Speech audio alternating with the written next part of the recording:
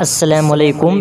آج کے اس ویڈیو میں بتانے والا ہوں کہ جب شادی ہو جائے تو لڑکی اپنے سسرال میں شوہر کے ساتھ کتنے دن تک رہے گی۔ آئیے حدیث کے روشنی میں دیکھتے ہیں۔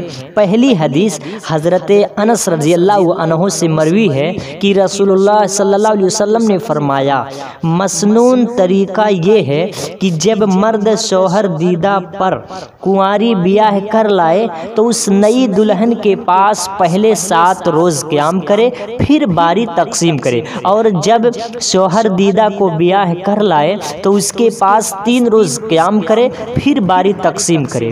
دوسری حدیث حضرت ام سلمہ سے مروی ہے کہ جب نبی صلی اللہ علیہ وسلم نے ان سے نکاح کیا تو ان کے پاس 3 روز قیام کیا، کیوں؟ وہ شوہر دیدہ خاتون تھیں۔